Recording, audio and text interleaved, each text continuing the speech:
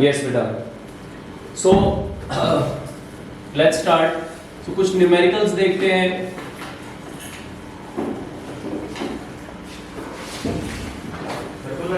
Circular dynamics के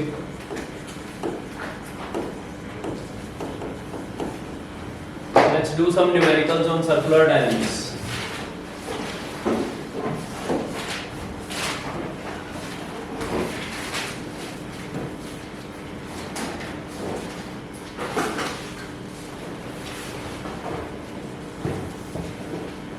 If there is a block of mass m is moving in this horizontal circle with angular velocity omega, string की length कितनी है l, मास है m। कितना मास है m? ये m मास का ब्लॉक ऐसे हॉरिजॉन्टल सर्कल में घूम रहा है, इसमें टेंशन कितनी होगी? Find tension in string. अगर ये ओमेगा एंगुलर वेलोसिटी से घूम रहा है तो, अगर ये ओमेगा एंगुलर वेलोसिटी से घूम रहा है तो इस रस्सी में टेंशन कितनी होगी आपको ये बताना है। चलिए बताइए। You have 2 minutes.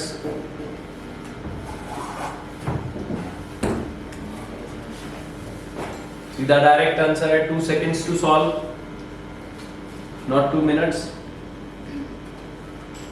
क्या यहाँ पे टेंशन ही वो फोर्स होगा जो सेंटर की तरफ होगा? yes, yes. टेंशन ही इसको सेंटर की तरफ खींच के रखेगा, yes, है ना? तो टेंशन को अब ओमेगा है तो v निकाल लो।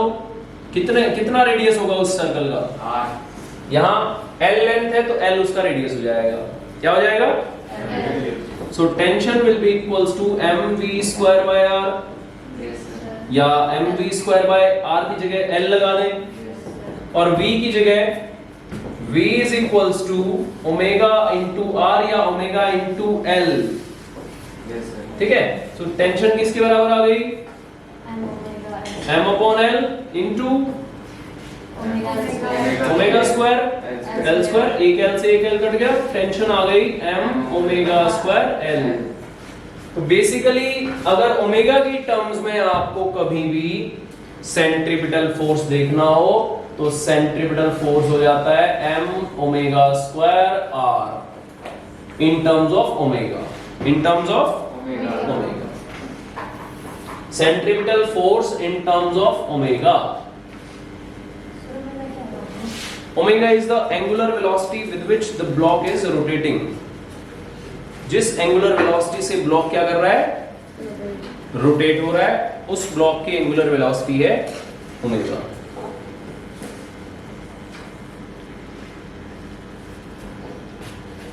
Our next question is slightly similar to this। ये hinge point है, एक ब्लॉक यहां कनेक्टेड है m मास का और एक ऐसे ही ब्लॉक यहां कनेक्टेड है 2m मास का। This whole system is rotating with an angular velocity omega.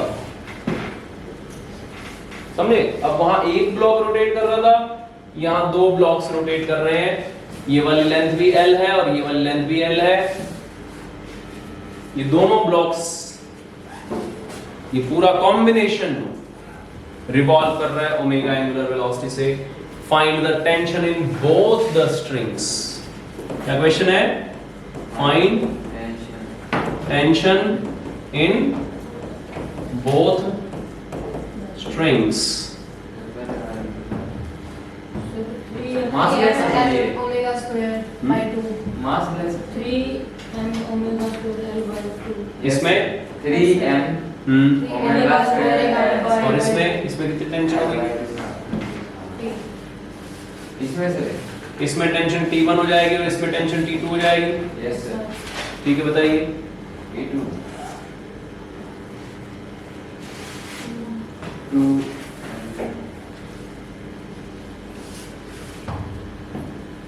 Massless है।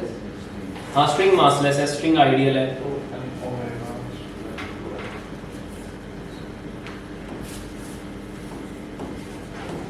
Let's solve it. देखिए सबसे पहले मैं पीछे वाले ब्लॉक का फ्री बॉडी डायग्राम बना लूं, है ना। तो 2m मास का अगर मैं फ्री बॉडी डायग्राम बनाऊंगा तो ये 2m मास कितने रेडियस के सर्कल में घूम रहा है? 12 रेडियस है इसका। तो इसके अंदर सेंट्रीपिटल फोर्स T2, यही तो है सेंट्रीपिटल फोर्स, क्योंकि इसके पीछे तो कोई ना तो इसके पीछे रस्सी है, तो इसको यही वाली रस्सी सेंटर की तरफ पुल कर रही है। तो सेंट्रीपिटल फोर्स कौन दे रहा है? T2। 12 तो लेंथ हो गई बेटा उसकी, तो T2 वो फोर्स है जो सेंटर की तरफ लग रहा है ना। तो सेंट्रीपिटल फोर्स किसने प्रोवाइड किया? T2। तो मैं क्या लिखूंगा? सेंट्रीपिटल फोर्स यानी T2 will be equals to m नहीं 2m, क्योंकि मास कितना है इसका? इसका मास तो 2m है ना। तो mass into omega square into इसका रेडियस। तो बेटा रेडियस कितना है? 12। तो यहाँ पे मैं 12 लिख देता हूँ सिंपल। तो क्या आ गया T2 की वैल्यू बेटा? 4m ओमेगा स्क्वायर L, यही आ गई ना। Yes sir. देखो 2 × 2 4m ओमेगा स्क्वायर L हो गया, डन। आपको T2 निकालनी आ गई? यस बेटा, आई या नहीं आई? अब आप T1 निकालेंगे। क्या निकालेंगे? T1 के लिए किसका फ्री बॉडी डायग्राम बनाना पड़ेगा? 2m या तो तीनों का कंबाइंड बना लो, या फिर अकेला m का बना लो। अकेला m का डायग्राम जिसमें पीछे की तरफ T2 लग रही है, आगे की तरफ T1 लग रही है, और इसके अंदर नेट फोर्स सेंटर की तरफ कितना है? नेट फोर्स सेंटर की तरफ T1 माइनस T2 है। कितना है? So T1 minus T2 is equals to m omega square L। Omega square L L L capital कर दो, क्योंकि ऊपर भी कैपिटल L किया है। तो नेट फोर्स सेंटर की तरफ देखो, नेट फोर्स सेंटर की तरफ सेंट्रीपिटल फोर्स के बराबर है, तो नेट फोर्स सेंटर की तरफ T1 माइनस T2 है, और वो m omega square into r के बराबर है। और इसका रेडियस कितना है T1 वाले का? L। कितना रेडियस है?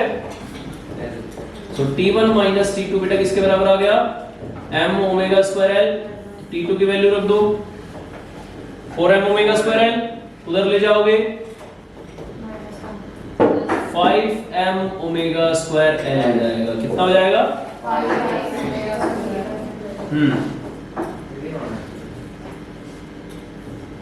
यही होगा 5m omega square L। 5m omega square L note कर लीजिए।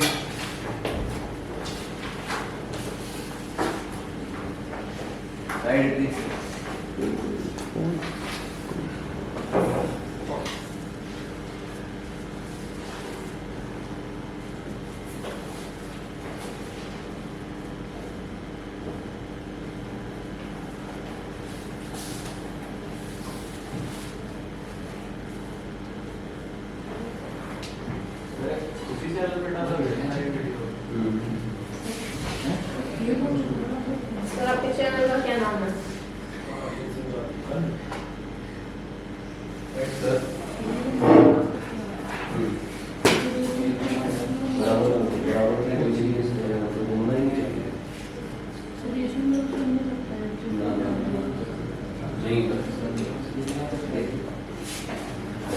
यस बेटा, कंबाइंड डायग्राम आप नहीं बना सकते हो। कंबाइंड डायग्राम जो मैंने बताया ना, वो नहीं बना सकते हो आप इसमें अलग अलग भी डायग्राम्स बनाओगे। ये नहीं, it's not a new chapter, it's the part of circular dynamics. Horizontal circular motion है। अब इसके बाद जस्ट बाद अभी हम वर्टिकल सर्कुलर मोशन स्टार्ट करेंगे। तो क्या स्टार्ट करते हैं? क्या यस वर्क फॉर एनर्जी का पार्ट है। नहीं, सर्कुलर डायनामिक्स का नया चैप्टर नहीं। हम लोगों ने इसको नया चैप्टर मान लो या नया टॉपिक मान लो। बेसिकली क्या है कि देखो, सर्कुलर मोशन ना पार्ट्स में कहीं कहीं पे यूज हो रहा है ना। पहले सर्कुलर काइनेमेटिक्स हमने पढ़ा था, जिसमें हमने angular displacement, angular velocity, angular acceleration ये सब पढ़ा। अब circular dynamics laws of motion में, सर्कुलर डायनामिक्स में सिर्फ क्या कौन सा पार्ट आता है? इतना पार्ट आता है, यहां तक का। तो ये लॉज ऑफ मोशन का पार्ट है बेसिकली, है ना, क्योंकि सर्कुलर मोशन आगे भी यूज होता है, तो मैं इसलिए सर्कुलर मोशन हम लोग क्या कर देते हैं? इकट्ठा कर देते हैं। तो बेसिकली यहां तक तो था हॉरिजॉन्टल सर्कुलर मोशन, ये न्यूटन्स लॉज ऑफ मोशन का पार्ट है वैसे तो, ठीक है, बट हम इसको वर्क पर एनर्जी में कर रहे हैं, है ना। वर्क पर एनर्जी में क्योंकि अभी वर्टिकल सर्कल भी इसके साथ साथ यूज होगा। सो वर्टिकल सर्कल पे आ जाए सीधा ऐसे सर। सो नाउ हेडिंग डालिए vertical circle, vertical circle, circle, heading डालिए वर्टिकल सर्कल। तो वर्टिकल सर्कल किसी भी स्मॉल मास m को मैंने एक हॉरिजॉन्टल वेलोसिटी दे दी u, नीचे से ऊपर रस्सी बांध रखी मैंने, है ना, नीचे से वेलोसिटी दी, क्या दी? वेलोसिटी u वेलोसिटी दी। तो अब आप मुझे बताइए, अगर ये यहां तक पहुंच गई, इसकी वेलोसिटी हो गई v, ऐसे ही घूमेगी ना। देखो यहां से अगर मैं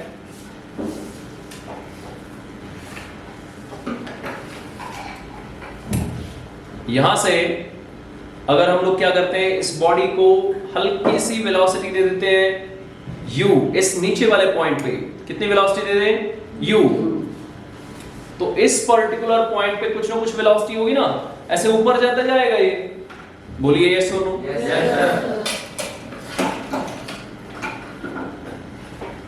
तो बेसिकली यहां कितनी हाइट हो जाएगी उसकी, कितनी हाइट तक वो चला जाएगा? ये वाली लेंथ कितनी है? l, ये हाइट कितनी हो जाएगी? h। अब वो निकालना है, वो h कितना होगा, कितना एंगल से घूम गया ये? थीटा एंगल से ये घूम गया, ठीक है। तो ये वाला पॉइंट है a और ये वाला पॉइंट मान लेते हैं इसको b। तो क्या आप a से लेके b तक कंजर्वेशन ऑफ एनर्जी लगा सकते हैं? उस कंजर्वेशन ऑफ एनर्जी से आपको कौन सा रिलेशन मिल जाएगा ये बताइए। देखो मैं क्या कह रहा हूं कि आपने नीचे से वेलोसिटी दे दी u, ये कुछ थीटा एंगल से घूम गया, है ना, और इसकी वेलोसिटी हो गई v। वेलोसिटी तो घटेगी ना जैसे जैसे ऊपर जाएगा। अब मुझे क्या निकालना है? मुझे एक रिलेशन निकालना है इस वेलोसिटी में, हाइट में और u में। कैसे निकाल सकते हैं हम वो रिलेशन? कंजर्वेशन ऑफ एनर्जी से। हमें पता है यहाँ दो ही फोर्सेस वर्क कर रहे हैं, एक तो ग्रेविटी वर्क कर रही है और एक टेंशन। टेंशन वर्क कर रही है नहीं कर रही है वो आप लोग बताएंगे। लग तो रही है ना, यहाँ पे दो फोर्सेस लग रहे हैं। कौन कौन से फोर्सेस लग रहे हैं? टेंशन और ग्रेविटी। अब मुझे बताइए इनमें से वर्क कौन कर रहा है?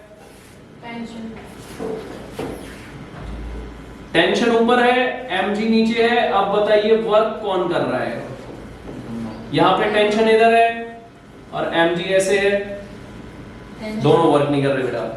टेंशन हमेशा सेंटर की तरफ है, ऑलवेज सेंटर की तरफ है, और सेंट्रीपिटल फोर्स की वजह से वर्क डन क्या होता है? हमेशा जीरो। तो यहाँ पर टेंशन हमेशा सेंटर की तरफ रहेगी, तो टेंशन की वजह से वर्क डन हमेशा जीरो रहेगा। सो यस, तो अब देखिए तो कौन बचा वर्क डन करने वाला? सिर्फ mg बचा, और mg कैसा फोर्स है? कंजर्वेटिव फोर्स है। जस्ट मिनट बेटा, t sin थीटा क्या कह रहे हैं आप? नहीं, सर्कुलर मोशन ऐसा है, देखो पीछे आपने जो किया था ना वो था हॉरिजॉन्टल सर्कुलर मोशन का पार्ट। कैसा था ये? इसमें पेंडुलम ऐसे घूम रहा था। अभी हमने पेंडुलम को ऐसे हॉरिजॉन्टल वेलोसिटी प्रोवाइड की है, अब ये ऐसे घूम रहा है, ऐसे, ठीक है। So this is vertical circular motion. तो अब इसका सेंटर कैसे होगा? इसका सेंटर किस तरफ है? ऊपर की तरफ, ऐसे ऐसे ऐसे ऐसे है ना, बीच में ना सर्कल ऐसा है और बीच में सेंटर है, ठीक है। इसमें सर्कल ऐसा था, बीच में सेंटर था, ये था रेडियस। अरे बोलो हाँ ना बोलो। तो इसमें हम, क्योंकि सर्कुलर मोशन ऐसा था तो सेंटर किस तरफ था? तो हमने इस डायरेक्शन में फोर्स देखा कि नहीं देखा? अब इस सर्कुलर मोशन ऐसा है तो ये बताइए, ये यहां अब सर्कुलर मोशन ऐसा है, ऐसा इस पॉइंट पे बताओ फोर्स किस तरफ होगा? सेंट्रीपिटल फोर्स ऊपर की तरफ ना, और कौन सा फोर्स है ऊपर की तरफ? तो टी का साइन कंपोनेंट या पूरा टी? पूरा टी ना, पूरा टी सेंटर की तरफ है ना, तो टी के अलावा और भी कंपोनेंट ऐड हो जाएंगे, लेकिन टी तो हमेशा सेंटर की तरफ रहेगा ही रहेगा। देखो जैसे कि अगर बॉडी यहां पहुंच गई तो बताओ सेंटर की तरफ कौन सा फोर्स? टी। हाँ बेटा, रस्सी ही ऐसे है तो पूरी टेंशन ही ऐसी होगी ना, तो टी हमेशा सेंटर की तरफ रहने वाला है। रस्सी अगर यहां ऐसे हो गई तो टी ऐसे, है ना?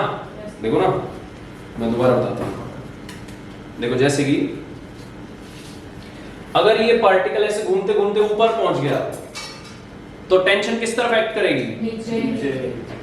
टेंशन हमेशा सेंटर की तरफ एक्ट कर रही है ना? हमेशा सेंटर की तरफ एक्ट कर रही है, तो टेंशन तो हमेशा सेंटर की तरफ रहेगी। तो टेंशन वर्क करेगी क्या? नहीं ना। कैसे करेगी बेटा? सेंट्रीपिटल फोर्स की वजह से वर्क डन हमेशा जीरो होता है, तो टेंशन वर्क करेगी क्या? नहीं करेगी। तो बचा सिर्फ mg, और mg कंजर्वेटिव है, तो यहाँ पे मैकेनिकल एनर्जी कंजर्व रहेगी या नहीं रहेगी? मैकेनिकल एनर्जी कंजर्व रहेगी ना। तो चलिए, आप लोगों की बात मैंने मान ली। अब A पॉइंट पे और B पॉइंट पे कंजर्वेशन ऑफ एनर्जी लगा दीजिए। कैसे लगाएंगे? Energy at A will be equals to energy at B. So A पे कौन सी एनर्जी थी? A था बिल्कुल लोवेस्ट पॉइंट। कौन सा पॉइंट था बेटा? A था बिल्कुल लोवेस्ट पॉइंट। ये मैंने लाइन लगा दी एक।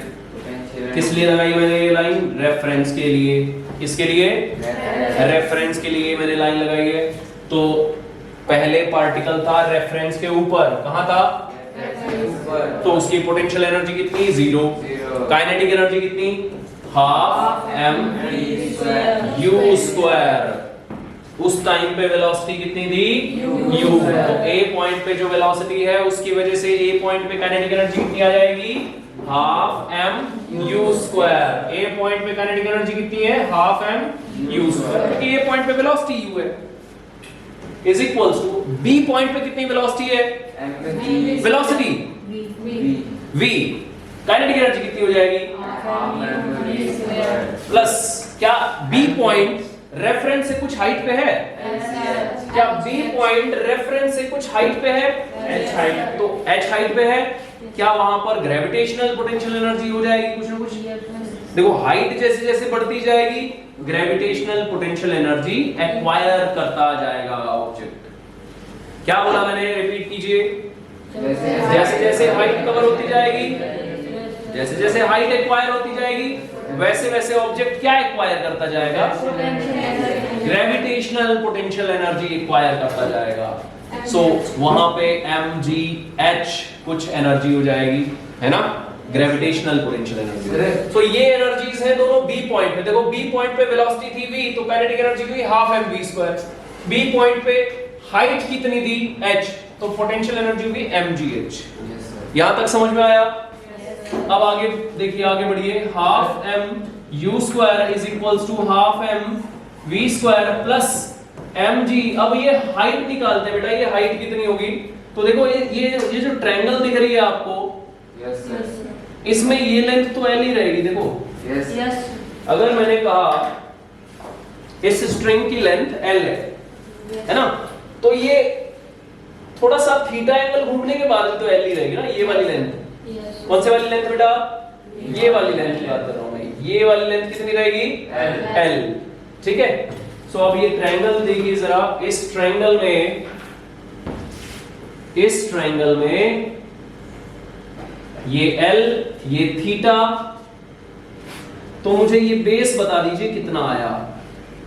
L नहीं, थीटा के साथ वाली साइड कौन सी होती बेटा? L cos theta. यस, ये L cos थीटा आ गई। यस थीटा के साथ वाली side l cos theta, hypotenuse times of cos theta, trigonometry का यूज किया हमने बस l cos थीटा। तो ये वाली साइड आ गई बेटा l cos